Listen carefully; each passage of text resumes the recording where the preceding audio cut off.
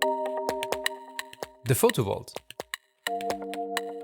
A journey into vernacular photography, archives, and photo books. Hi and welcome to the Photo Vault. This is our first episode that goes along with the inauguration of the Vernacular Social Club, a meeting point for those interested in vernacular photography, collecting of any kind, and creating artwork with the remnants of the past. Each episode of the Photo Vault will bring you insights into vernacular practice from different angles and voices of those who think, collect, and create in this world of imagery.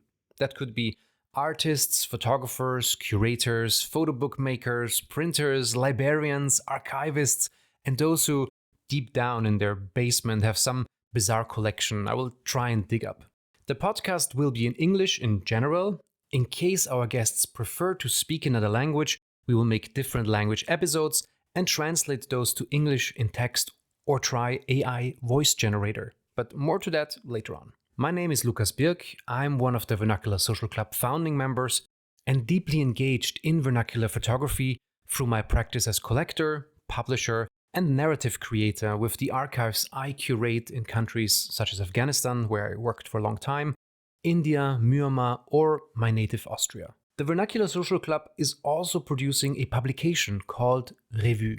Our inauguration edition is titled A Brave New World. REVU will be our outlet in print, giving a visual voice to our members on different themes. That means if you join the club, you can also suggest themes or take over an issue. If you haven't seen REVU yet, go on our website, vernacularsocialclub.org. You will have links and references from each episode in the text section. Before we dive into the topic of our first REVU edition, let's start for those new to the subject with what is vernacular photography? The word definitely has an omnipresence in the photography world at the moment and has been used left and right to describe anything from found images to amateur photography. But let us dig a bit deeper to create ground zero here on this podcast. I want to hear from the Vernacular Social Club members what this type of photography is to them. We start with Jean-Marie Donat, who initiated the club and has been an active collector of photography for 35 years.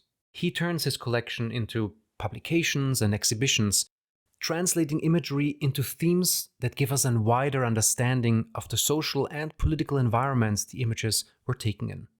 Vernacular photography is a rather barbaric term, but what I find interesting is that I'd say it's an expression that's a bit variable geometry.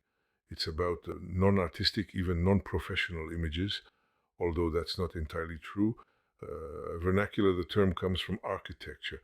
Vernacular architecture is the architecture of the province. For me, vernacular photography ranges from the family photo to the professionally taken photos in a fairground, to neighborhood photos, postcards, anything that revolves around somewhat popular material, even in magazines. In my opinion, photography becomes vernacular when it is not used anymore for the purpose for which the operator conceived it. And that's all there is to it. In other words, X-rays of my lungs remain photographs, but they become vernacular if I do something else with them.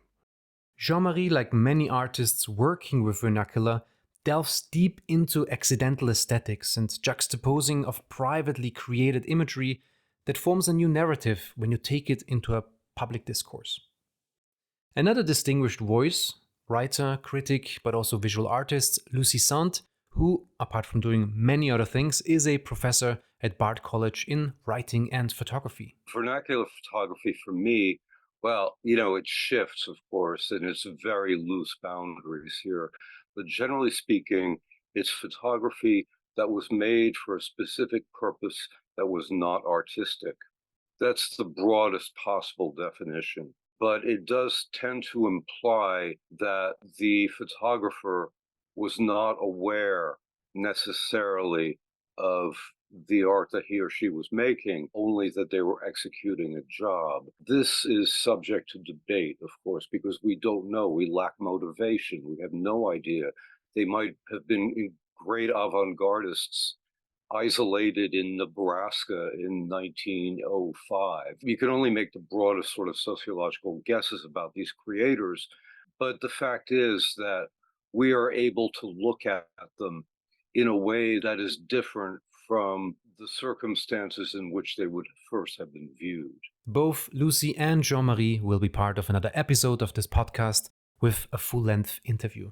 I like to compare vernacular image language to linguistics, where vernacular refers to varieties of how language is spoken, in contrast to a higher form of language or a lingua franca that allows many people or tribes to speak to each other. Vernacular refers to dialects or a variety of speech that is used very locally, so by maybe a small group. I'm a native German speaker. I come from an area in Austria, Vorarlberg, that has an extremely strong linguistic identity, where you differentiate from one village of maybe 10,000 people to another, where you're from, by the dialect you speak. So that is vernacular as well. So far, we talked about a definition, but that is just to set the stage for what is to come on our podcast in the future. The more exciting part is, of course, what artists and editors are doing with this enormous wealth of imagery we have, and that often gets discarded, forgotten, or looked over. Vernacular imagery, it's everywhere. Every flea market on this planet, on the walls of my favorite old hairdresser I go to, the top restaurant visitors photographed and displayed in your pizzeria, and of course, most importantly, in your own family albums. What is exciting with these images is that we can read history from a very different angle than we're usually taught in a history class.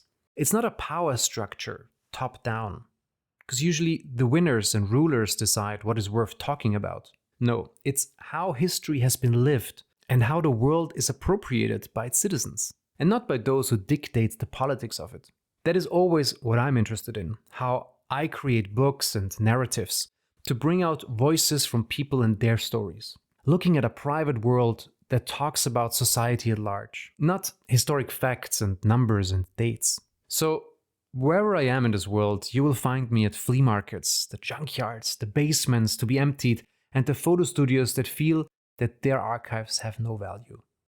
This podcast and the Vernacular Social Club with its publication and stories shine a light on how we can rewrite history, or at least rethink history, by looking at private imagery.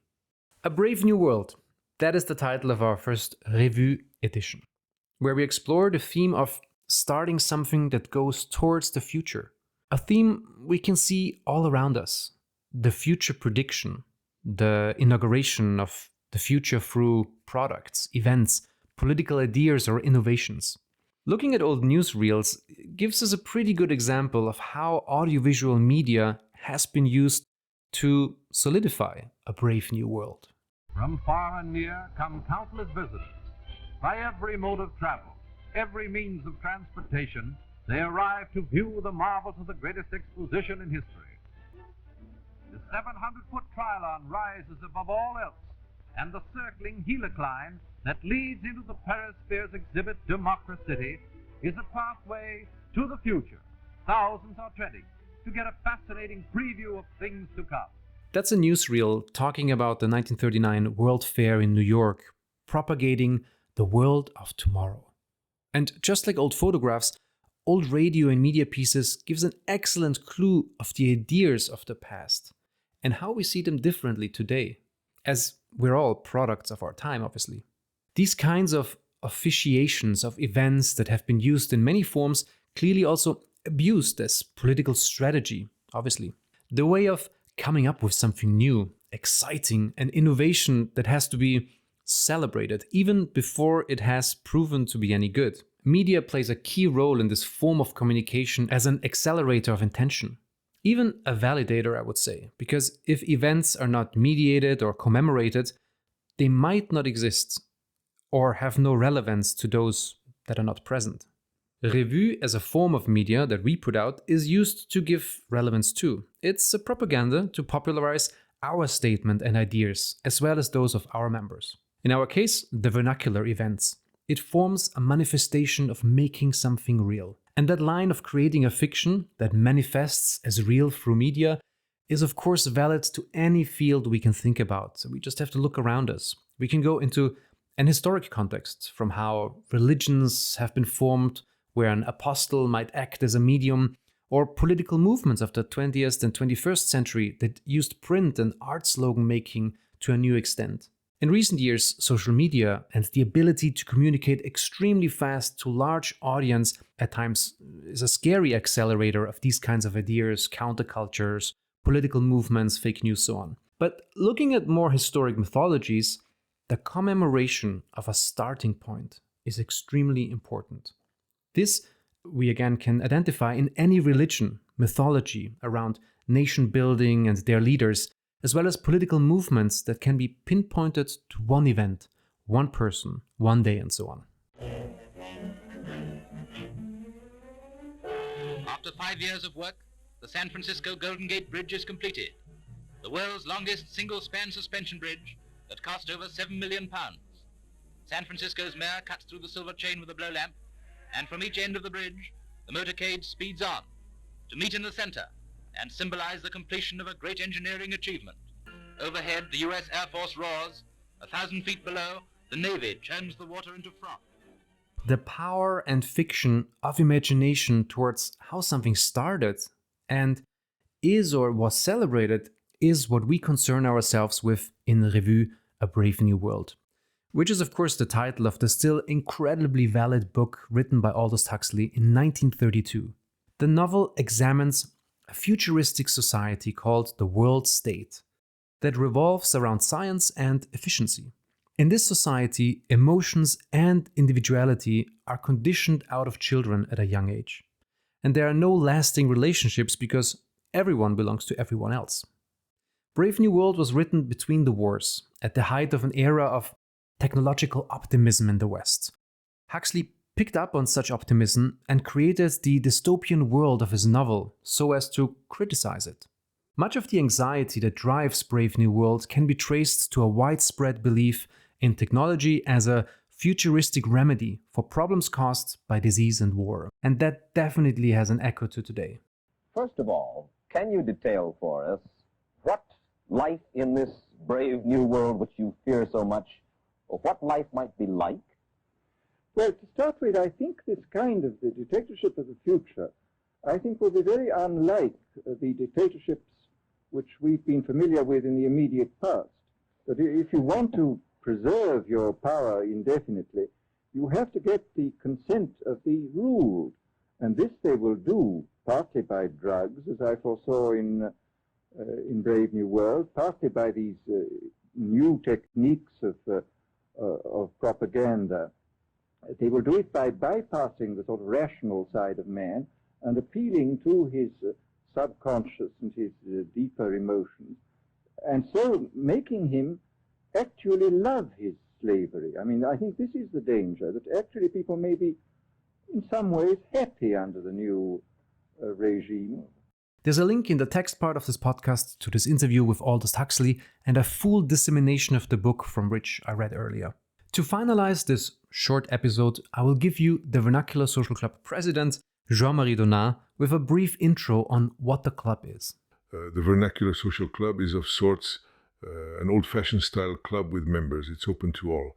It's about highlighting everyone's desires and appetites around popular images, photos, newspaper clipping, postal items, with a societal, social and political approach, telling the story of the 20th century and the 21st century.